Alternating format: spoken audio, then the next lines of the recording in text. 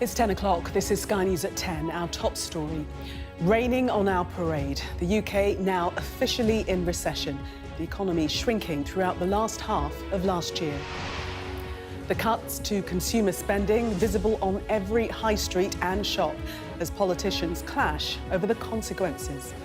The underlying picture here is an economy that is more resilient than most people predicted. This is Rishi's recession, and it is the British people who will pay the price. And the people's verdict on the party's performance due later tonight after voting ends in 2 by-elections. Also tonight.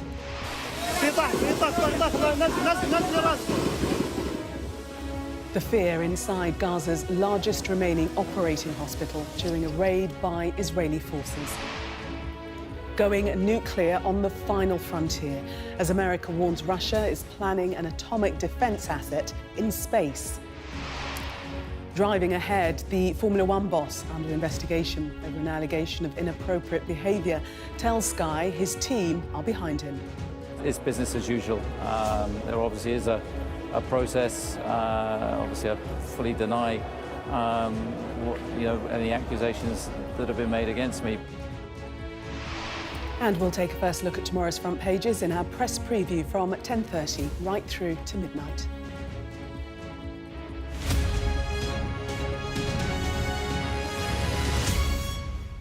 Good evening. The status of the UK economy suffered a significant blow today, and the government could suffer 2 more tonight. Polls have just closed in the by-elections taking place in Wellingborough and Kingswood. And as people voted, it was to the backdrop of an economy which is now officially in recession. It's Rishi's recession was Labour's attack, while the Chancellor Jeremy Hunt said the economy was proving more resilient than many had predicted. The economy shrank by 0.3% in the final 3 months of last year. That followed a smaller fall of 0.1% in the 3 months before that. Perhaps most significantly, though, because of the rising population of the country, it means per head the economy shrank by 0.7% across the year. In a moment, we'll hear from those by-election counts and whether Rishi Sunak will have lost 2 more Westminster seats. But first, the real-world consequences of recession in Southampton, as seen by our economics editor, Ed Conway. After months of gloom, the statistical verdict on Britain's economy has arrived. Weak activity, particularly in the retail sector, meant national income, the overall measure of our earnings, shrank for 2 quarters in a row. It means this country has officially entered a recession. The Chancellor suggests it's mainly down to forces beyond his control. We've also had a pandemic. We've had a Ukraine war that has meant that inflation rose to more than 11%. So the primary challenge since I became Chancellor, the most important thing that I can do to relieve pressure on families is to bring down that inflation rate. Look on the high street and the signs have been there for quite some time. This was what I call one of my rescues. Here in the outskirts of Southampton, lavish purchases have been overtaken by repairs and thrift. This past couple of years, it's really slowed down in terms of more playful sales, the exotic things, the more desirable than necessary. It's much the same story of tightening purse strings across the retail sector. They will go for a cheaper option rather than a good quality one. So I can see people are struggling. There's no weekly customers as much anymore. We used to have a lot of weekly blow dries, but they seem to drift off now.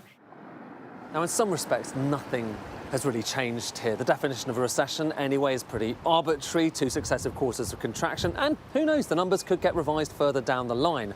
But in another sense, it is deeply politically awkward. The Prime Minister promised us economic growth, and we've ended up formally in recession.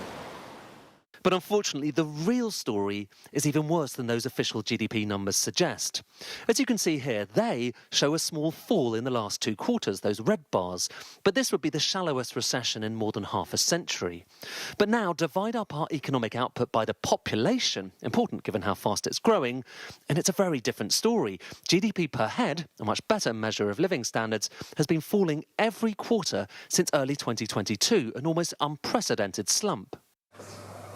Partly that's down to higher energy costs, a problem for all households and businesses, including this microbrewery. But pubs and venues here in Southampton have been closing for years. There's an increasing amount of businesses, local businesses closing, which is obviously quite worrying for communities and for business owners. All we can really do is stay positive. And the economy is expected to improve this year and next, and with it, the fortunes of many businesses. Even so, it's hard not to escape the fact that from Brexit to COVID to the cost of living crisis, the economy has been pummeled with one blow after another. Now that pain has resulted in the most dreaded of all economic terms, a recession. Ed Conway, Sky News.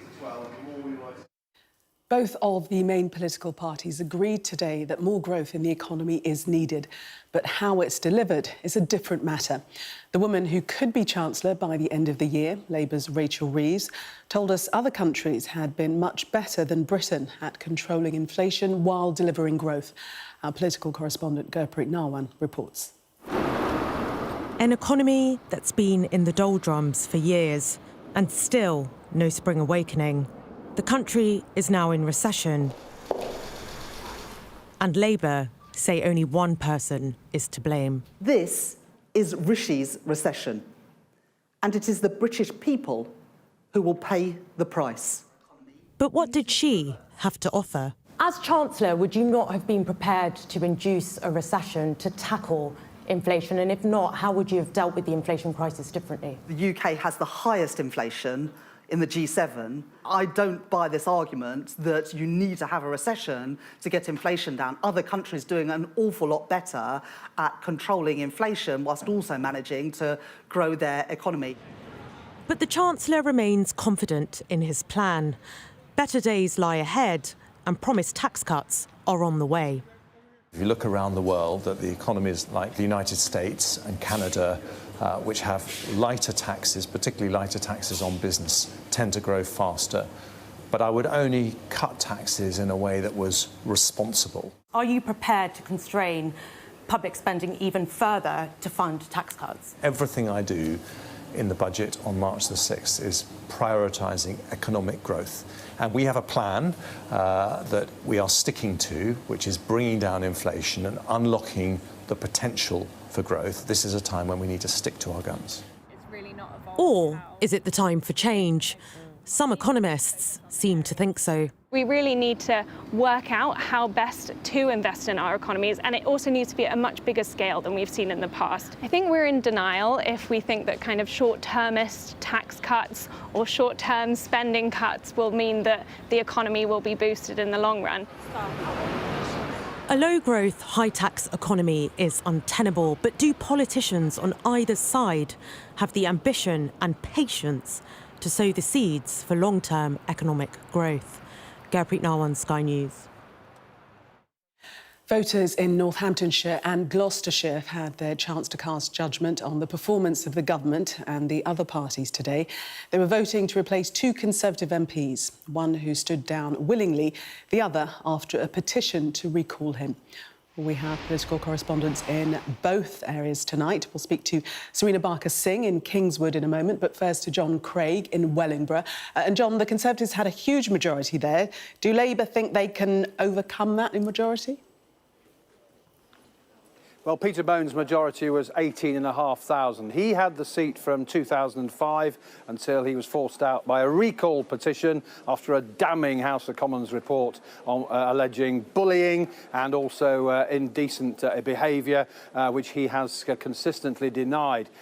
Controversially, the Conservatives have picked Peter Bone's partner, Helen Harrison, as their candidate here. Now, Labour don't need as big a swing as they've had in some recent by-elections, Selby, Tamworth.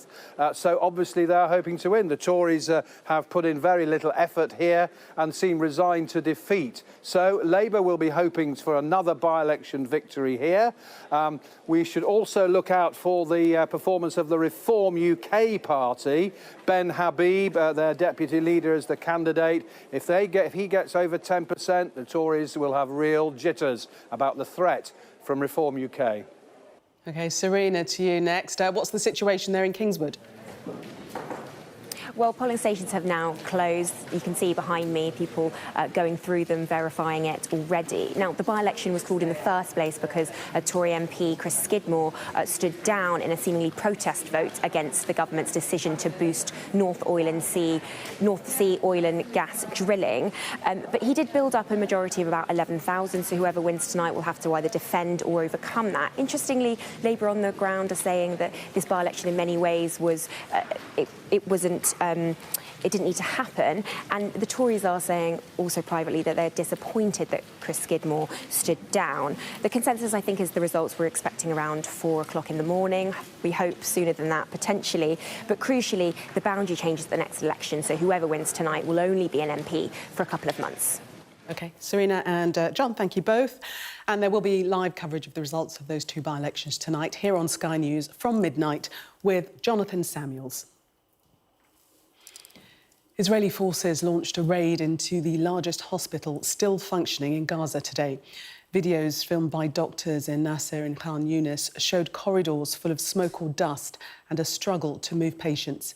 Israel said the mission was precise and limited and said Hamas may have hid hostages there.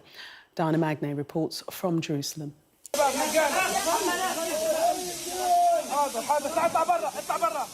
Inside the Nasser hospital, there is dust and debris and what sounds like burst water pipes.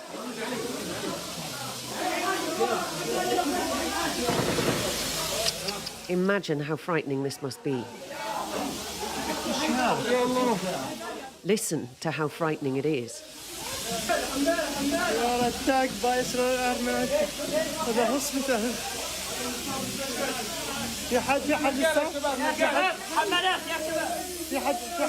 Is there anybody still inside? The doctor keeps calling out. Other voices yell for stretchers.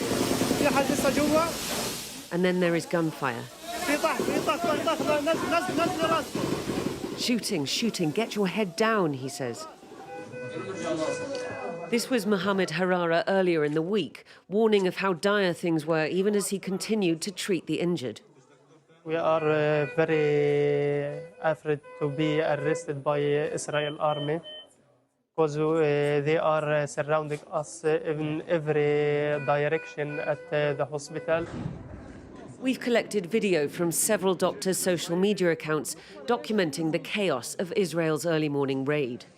My people is so scaring that will be killed here in Nasser hospital because Israel army has surrounded the hospital and we can't go out. In the corridors of the orthopedic wing, people scrambling to move the immobilized and get the bedridden out of harm's way. Israel says they want the hospital to keep functioning and that their operation was worth it. According to the information we have collected, I can now share some of the terrorists who took part in the massacre of October 7th. They were found by our forces inside the Nasser hospital complex. The cost, though, further depletion of what little healthcare there is left, and more terrified Palestinians looking for a place to shelter. Diana Magne, Sky News, Jerusalem. There was more evidence today of the poisonous impact of the Israel-Hamas war here in the UK. What a Jewish charity described as an explosion in anti-Semitic hatred. More than 4,000 anti-Semitic incidents were reported last year. 2/3 of those incidents occurred on or after the Hamas attacks on October the 7th. And it was a 147% rise on the number recorded in 2022. Our correspondent Shingi Marike spoke to members of the Jewish community in Manchester. Ben used to see his kosher pizza shop as a safe space for him and the community he serves. An idea that was shattered last year when someone called with this threat. We will bomb you and all of that. So immediately, in one case as well, I closed the restaurant earlier on. We closed the restaurant 4 o'clock instead 10 o'clock because they said you need to evacuate the building. I called the police, get the police in, do the checks just to make sure that we're safe. I don't want to put anyone in danger, not my customers, not my staff, not myself as well. His experiences part of a record rise in anti-Semitism, its impact being felt across the country.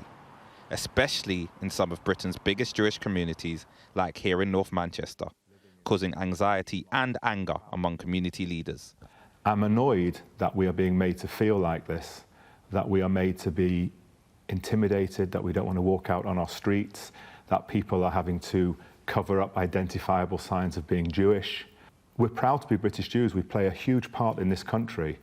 And for us to feel like this, because of something that happened thousands of miles away, is unacceptable. Free Palestine! Free A conflict in the Middle East is fracturing British society.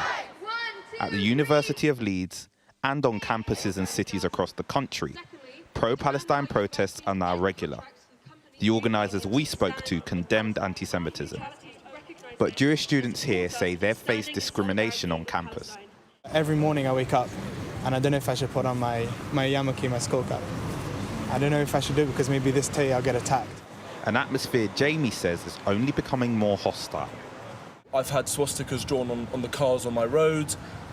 In lectures, I know a lot of students have felt really uncomfortable listening to things that their lecturers have said, and they've had to, walk out of seminars and lectures. Back in Manchester at this synagogue, a space for prayer, positivity and reflection has needed extra security. But the rabbi remains optimistic. My general confidence in our society at the moment is not necessarily being borne out. My hope is that things will return to where they should be. Faith is one thing, but the facts are stark.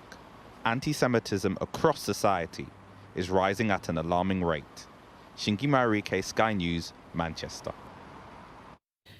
It sounds like something from a James Bond film, but NATO countries have been digesting today US intelligence reports which suggest Russia is developing a secret satellite-destroying nuclear-powered weapon to be based in space. President Putin's government called it a malicious fabrication designed to persuade America's Congress to approve new aid for Ukraine. From Washington, our US correspondent James Matthews reports.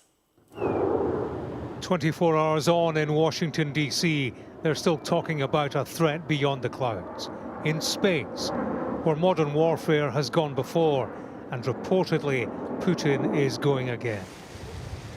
But whatever the truth is out there, down here, details had been thin on the ground. I can confirm that it is related to an anti-satellite capability that Russia is developing. Now, there's more. First, this is not an active capability that's been deployed. And though Russia's pursuit of this particular capability is troubling, there is no immediate threat to anyone's safety. Weaponry in space is nothing new.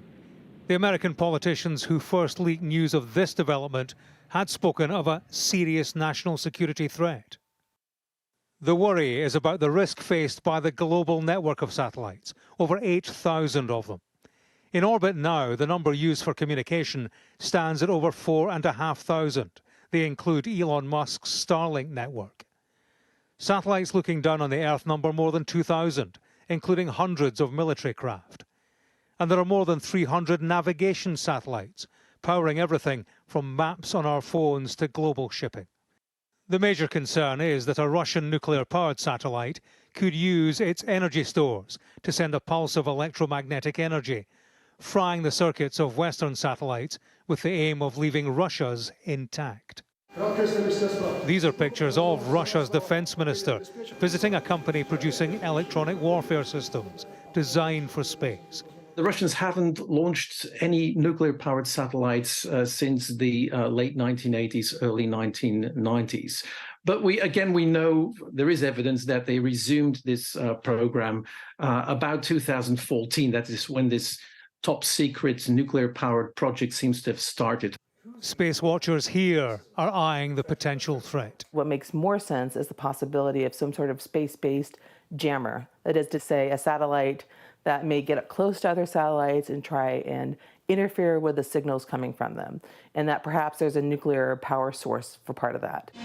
Moscow has dismissed the claims as a ruse to engineer US support for aid to Ukraine. Over time, Russia's ambition in space has evolved. Our cameras are some 12 kilometers from the pad. Today, it looks different, but still in Washington, doesn't land well. James Matthews, Sky News, in Washington. Last week, Sky News reported testimonies from current and former paramedics that sexual harassment in the job is widespread.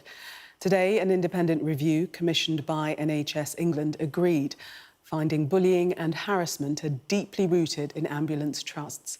The service has been told to do more to allow whistleblowing. But one victim has told us she doesn't believe that will be enough. She was speaking to Rachel Venables. They're the people we trust with our lives. But female paramedics say women are not safe in the ambulance service from their own colleagues. I wish that somebody had told me when I joined, this is not okay. This is not acceptable behaviour. You don't have to put up with it. Nicole's been a paramedic for more than a decade and has endured years of harassment.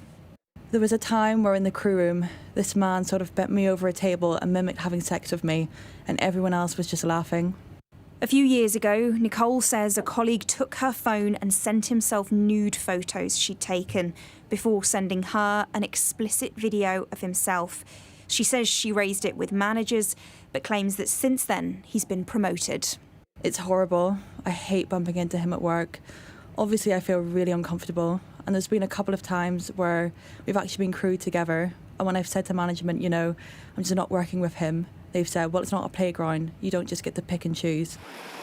She's spoken to Sky News after our investigation found a toxic culture of incessant harassment and misogyny in ambulance services across the country. Today, NHS England published a cultural report which found bullying and harassment is deep-rooted in the ambulance service. Ambulance staff told this report's author that they face harassment, bullying and discrimination, but that it's often met with scepticism. And she found that trusts often prioritise staffing levels effectively over dealing with these sorts of complaints. And one of her 6 recommendations was to support people to speak up. We described it as deep-rooted. This is a problem that really does need to be tackled. The one thing I would say is that through the process of the review last year, NHS England did publish a sexual safety charter. Nicole isn't convinced, though, that a cultural review will be enough to solve the problem. You don't trust the management to take these allegations of harassment and assault seriously? No. Even though they say it's not tolerated, they encourage people to speak out? I mean, they've been saying that for years, but there are people there with very questionable behaviour that are still in the service. The NHS is adamant that harassment has no place in the organisation, but today's report and Nicole's story show there's still a long way to go. Rachel Venables, Sky News. The mother of Brianna Jai has told Sky News that social media companies are turning a blind eye to the suffering they're causing children, and the government needs to act. Brianna was murdered last year by 2 teenagers. Esther Jai has called for the law to be changed so parents have control over what teenagers see on mobile phones. She spoke to my colleague Sophie Ridge, who asked her if the Online Harms Act goes far enough. I don't think so. I don't think it does, and that's why I'm calling for like more drastic measures. But I am willing to speak to the experts and to the regulator and just see like what we can do, and just I think it's important to have these discussions and to see what we can do moving forward.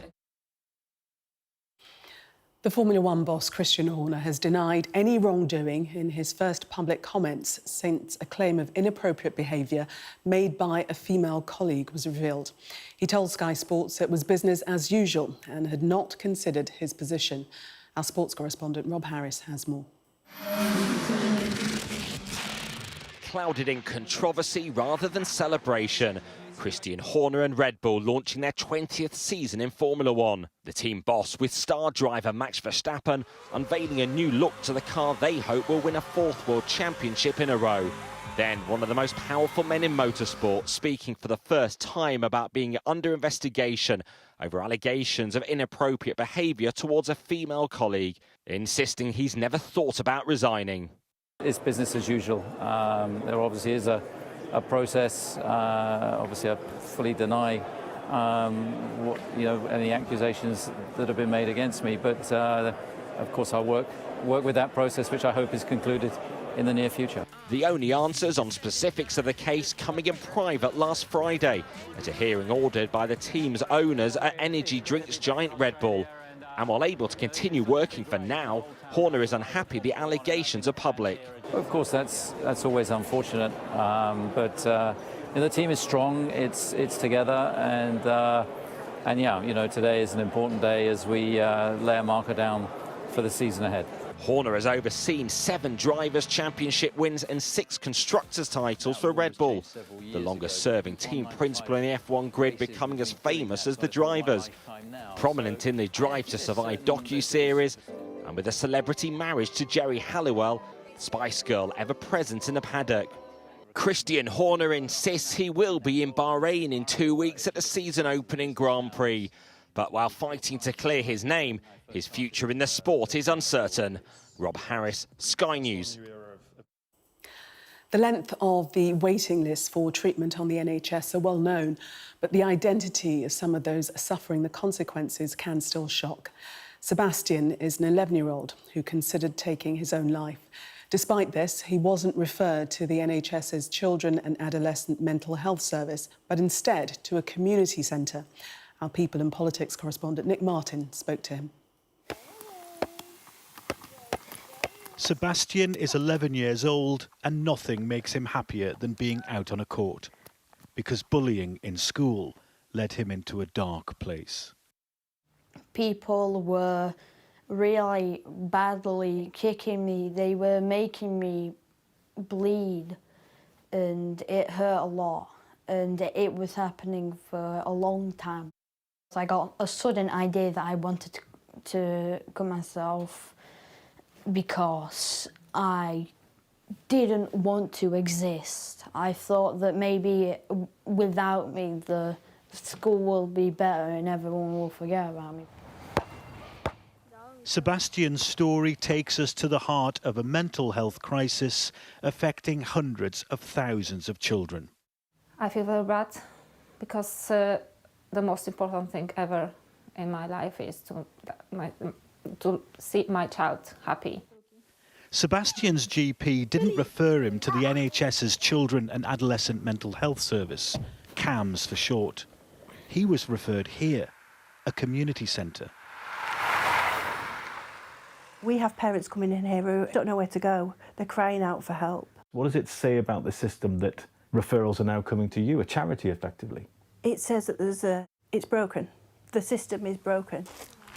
Just under 500,000 children and young people in England are currently on mental health waiting lists, 85% higher than before the pandemic. It's very normal that we have food banks because people can't afford to eat. There's a cost of living crisis. Go to a food bank, it's becoming the same for mental health. So there's a food bank down the road dishing out beans and pasta. This is like a mental health bank dishing out support and counselling. Absolutely. Yeah, 100%. But the Jade Centre receives no funding from the NHS, despite the NHS sending patients here. The NHS says they're treating record numbers of young people for their mental health, and the Department for Health and Social Care told us they're investing an additional £2.3 billion a year into mental health services. Sebastian looks much more happy now, more calm. This is about as far from a clinical setting as you can get. Yet the NHS and others are now relying on places like these to help desperate children and their declining mental health before it's too late. Nick Martin, Sky News, Rotherham. Finally, many in the world of football are sending their best wishes tonight to the former England manager Roy Hodgson. The 76-year-old who manages Crystal Palace in the Premier League is said to be stable and having tests after he was taken ill at a training session today. It had been reported that he was due to be sacked after poor results left Palace within 5 points of the relegation zone. Well, that was Sky News at 10. Coming up, we'll take a first look at tomorrow's newspapers in the press preview. Tonight, we're joined by the journalist and author Rachel Sharry and the political commentator Benedict Spence. Amongst the stories we'll be discussing, this on the front of the Financial Times. Their headline, Britain's slide into recession creates another big election hurdle for Sunak. Do stay with us.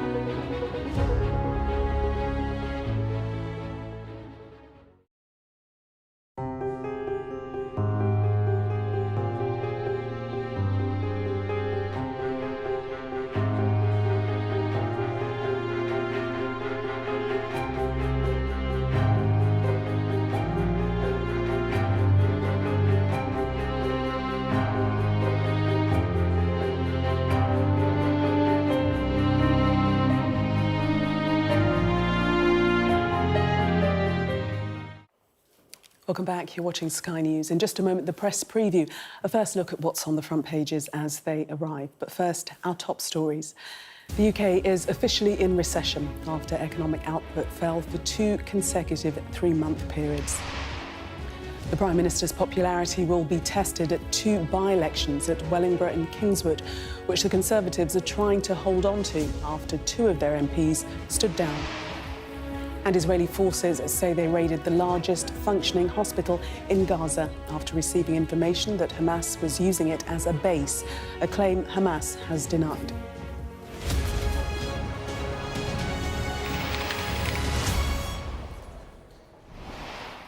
You are watching the press preview, a first look at what's on the front pages as they arrive. It's time to see what's making the headlines with the journalist and author Rachel Shabby and the political commentator Benedict Spence. They'll be with us from now until just before midnight. So let's see what's on some of those front pages for you now. Well, unsurprisingly, the Financial Times leads with today's announcement that the UK economy has fallen into recession, with the paper suggesting it creates another electoral hurdle for Rishi Sunak. The iFront page highlights the UK's recession and Chancellor Hunt's forecast of an inflation cut. The Guardian reveals that Rishi Sunak has been cautioned against public service cuts during the UK's recession. Meanwhile, the Express reports that a senior government official has told British Gas it could use its record profits to cut energy bills immediately. The Metro predicts a baby boom after new research found that blasts of ultrasound can give new life to dead sperm cells. And a talking dog is on the front of the Daily Star. It can apparently call its owner by her name and tell her, "I love you." I wonder if it did say that on Valentine's Day. We need evidence.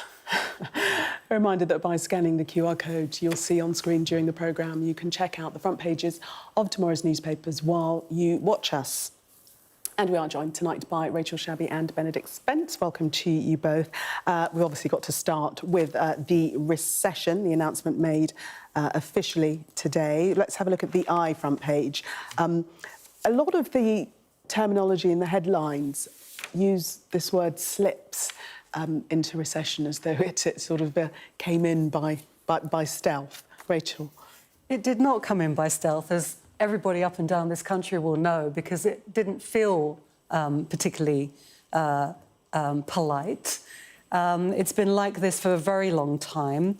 It's now been confirmed officially that the UK has slipped into recession. But as your own correspondents explained earlier, in real terms, when you take into account population growth, measure that against GDP, so domestic growth per head, has been falling for the last every single quarter since 2022, which is devastating. And of course, that's what everybody feels in terms of just not being able to stretch wage packets to the very basic necessities and having to make the most horrendous of cuts.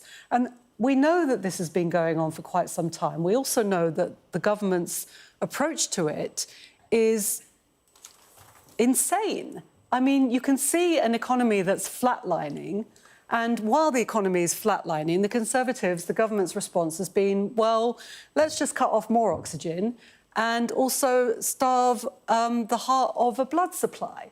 I mean, it's just basic thing about a recession is that you have to jumpstart it back into action by investing into the economy. This government has done the precise opposite.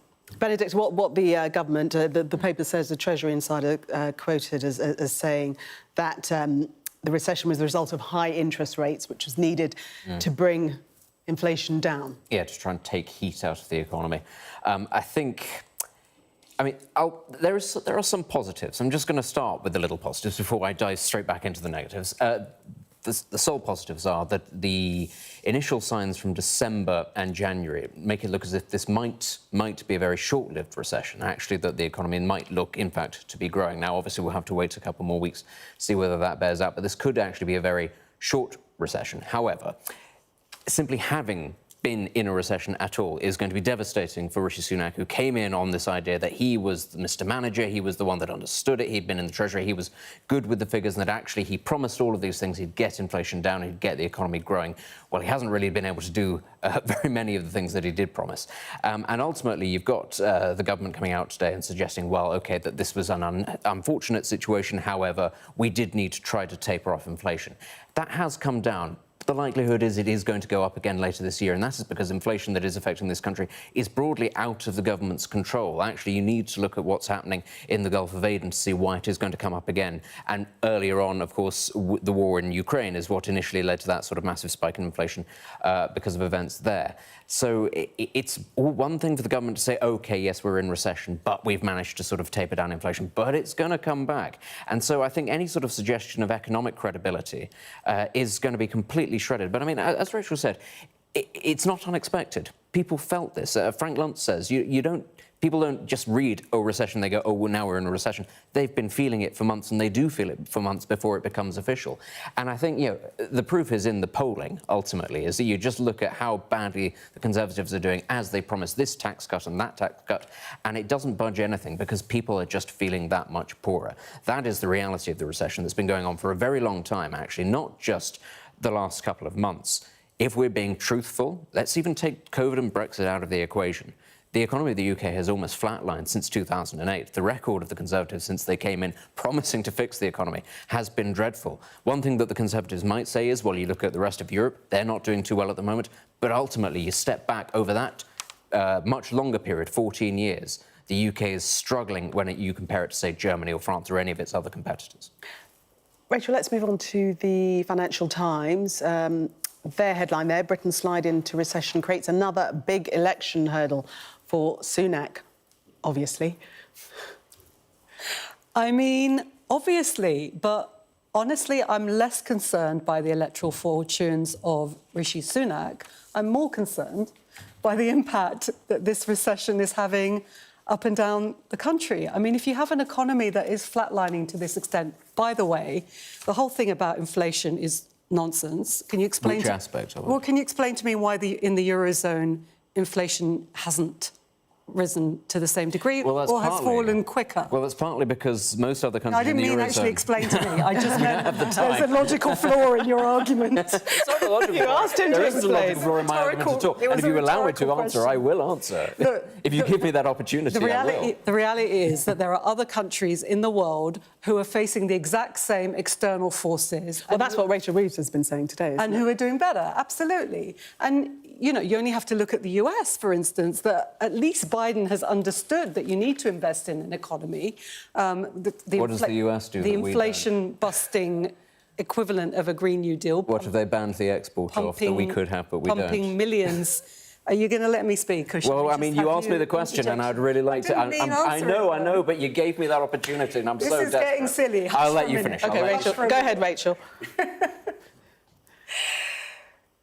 The idea that you need to invest in an economy to grow it is the bit that is worrying me, because not only are the Conservatives not talking about that, Labour isn't talking about that either. And so what worries me isn't Rishi Sunak's fortunes at the next election. It's the reality that in this country we have a political class that does not have an answer to the crisis that we're in. It does not have an answer to this flatlining economy, to the fact that people's wages are in no way able to keep them afloat, to the fact that public services are shredded, to the fact that we do not have an answer to the climate emergency that the world is facing, but also that this country is facing and that we're seeing increasingly in floods and the like, which are very expensive as well. And so what worries me is not the fortunes of Sunak, it's the fact that the entire political class, whether it's Labour, whether it's the Tories, do not have an answer to this recession that we're in, and which, Benedict, you are right, has been going on since 2008. Let's let Benedict come in now. I've got nothing to say, actually. It was all a bluff. No, it's... I think Rachel touches on something very interesting there, which is, of course, not just that we're talking about the Conservatives and their electoral fortunes, because they're not going to win the next general election. It's as much about the Labour Party here and what is their plan. Now, what I wanted to say about the United States is, in the last couple of years, the United States has become one of, bordering on the biggest exporter of fossil fuels in the world, thanks to its shale gas revolution. We don't have that in this country. Europe doesn't have it. That is partly why the UK in particular is struggling. The United States has also stopped the export of LNG exactly at this time because it wants to avoid these inflationary pressures that it sees coming down the hill. But that's what a lot of this is about. It's about energy. What is it the Labour scrapped earlier this week? Was it the £28 billion green pledge for new technologies, part of which is about energy? Well, ultimately, your economy is always going to struggle if you don't have a ready, available supply of cheap energy. We have decided that green energy is obviously much more preferable to just the cheapest of the cheap energy, but we aren't even pursuing that. And I think that that's a real concern for the Labour Party, is that they haven't told us what the future of energy in this country is actually going to be. It's all very well saying, oh, it's going to be wind farms, but this government has been struggling with wind farms in itself. Is it going to be nuclear power? There doesn't seem to be much desire for that. So you're sort of struggling, looking around and going, well, are we going to be dependent entirely on bringing in more gas? Because that's currently the situation, and that is not proving particularly good for us. There might be a mix of several options for the future. Let's just move on to The Guardian, Rachel, now. And this, well, basically, they're saying that Rishi Sunak's being warned against austerity as a way of battling through the recession. And the unions in particular saying that the Chancellor looking to balance the books by forcing more austerity onto services already on their knees. Yeah, the unions have called that an outrage, and rightly. And I'm glad that, you know, he is being warned about this because, you know, Jeremy Hunt does the TV rounds and says, oh, well, you know, I'm looking at making cuts to public services. And nobody actually stops and says, wait a minute, what cuts? Where are you going to cut? Are you going to cut from the NHS, which is already shredded to the bone, where millions of people are on waiting lists, where over the winter we have elderly people being treated in hospital corridors? Are you going to cut from schools, which again are shredded to the bone, where school children don't have pens and papers? Which bit of the public services that you have already ravaged are you going to ravage even more? And he doesn't have an answer to that because it's completely unsustainable. Well, meanwhile, Benedict, the Mail saying now be bold and go for big tax cuts, Mr Hunt. Well, again, though, then you've got the problem, which is that you're going to have to either cut public spending or you're going to have to borrow an awful lot of money. And I don't think that is... We seem to think that it is something you can just keep on doing, is borrowing more and more. Well, you can. Well, you can't necessarily if you're paying...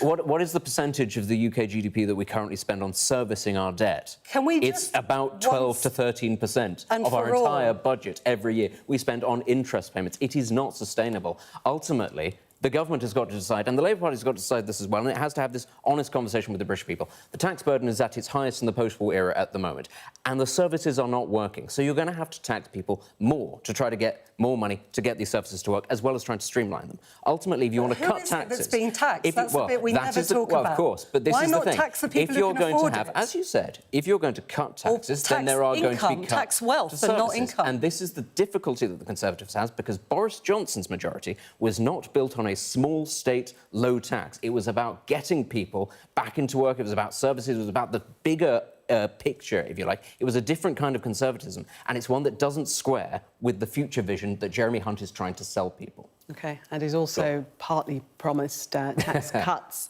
We'll leave it there for the moment. Benedict and Rachel, we're going to take a break.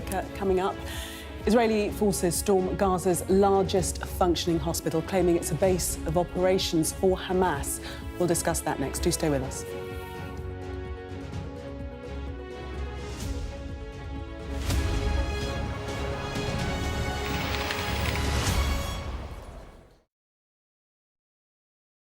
Story of resilience, but it's also a story of, you know, me developing as a person. And you know, it wasn't the end of the world when I stepped away from rowing previously, you know, and I went on to, you know, be a bit more connected at home and, you know, get a full-time job. And I think in a strange way, I developed, you know, a bit more resilience. And, you know, this time when I came back from the opportunity, I was ready for it and I knew what to expect. So it really helped me, you know, get back in the groove quickly. You talked very openly about the loss of your legs and having to walk again, learning to walk again with prosthetic legs, and that difficult period and leaving the military. When you look back, how do you think you got through that?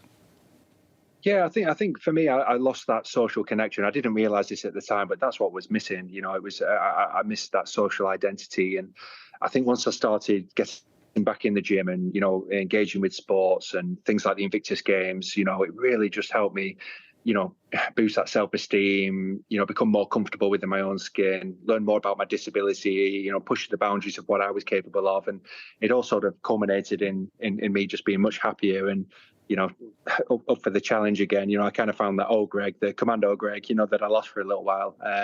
So, yeah, as soon as I stumbled into rowing, I was like, wow, this is difficult, but it suited me down to the ground. And what are the lessons for other people going through things as you've gone through things? What are the lessons you think your experiences and where you've got to now and where you're going to next can inform other people? I think it's about not giving up. You know, right back from my, you know, the early days of the commando course, you know, I developed the skill of not always being the best at everything. You know, I had to drop the ego and, you know, do what I was told and learn the techniques. And, you know, I was a very competent runner, but I wasn't particularly strong in my upper body. So, you know, I had to learn quickly. I had to reframe the way I looked at tasks. And I would say that's really, you know, helped me move forward with my acquired disability. It's helped me in sport. It's about not being scared to make mistakes and, you know, taking one step at a time and really, you know, letting that full journey, you know, take place. Don't try and, you know, jump to the fifth step before you've completed the first one. I've been guilty of that a few times, you know, so trust me from experience.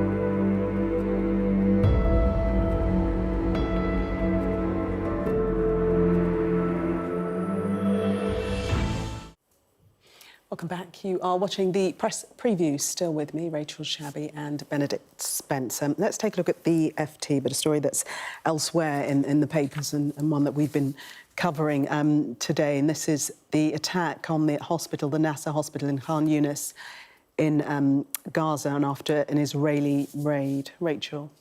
Yeah, this is yet another horrifying story in months and months of horrifying stories of this just appalling assault on Gaza, which has left many of us just in disbelief that it has gone on for so long and has cost so much in Palestinian lives.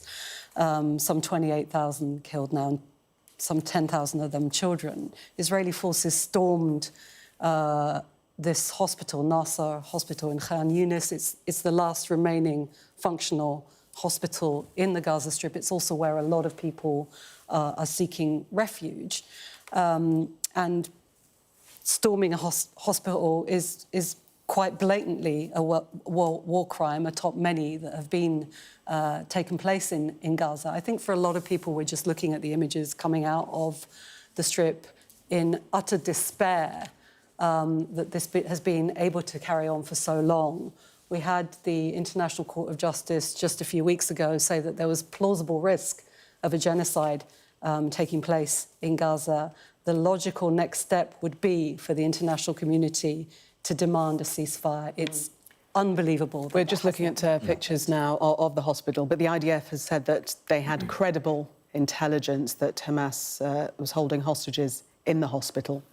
I think the key to what Rachel says is that it has just kept on going on and on, because it has just kept on going on and on. And I think that speaks to the atmosphere around this conflict among Israel's allies and also allies of the Palestinians. There is neither the stomach amongst Israel's allies to really put the brakes on them to try to really force them to stop, and actually amongst those countries that have been the most vociferous, at least in public, in terms of condemning Israel, there is not really the power there to do very much. You know, we're in a very changed world to the last time Israel was engaged in Gaza. The key thing, I think, now is we have to think about what is the exit strategy, because what would really compound the carnage that's been going on in Gaza is if there wasn't actually an established plan for what is going to happen to the poor people that live there afterwards, once Israel has achieved whatever it says its military objectives are.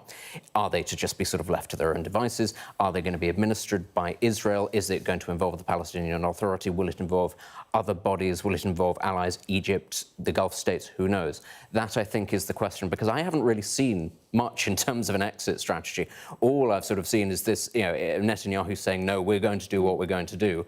And after that, who knows? It's sort of open-ended. But ultimately, the horror for the Palestinian people in Gaza will continue if there isn't a long-term plan after that. And I think there really needs to be some hint from the Israeli government beyond simply the military plan. What is actually your plan to rebuild Gaza for the people that live there? And so that the mistakes aren't repeated again, and so that actually the resentment isn't allowed to sort of fester. What happens afterwards is the big question. We'll just finish on The Guardian, Rachel, and the story of Carmen Smith. Not your average peer, says the headline. At 27, I think she's the youngest peer to enter the House of Lords. She's the youngest peer.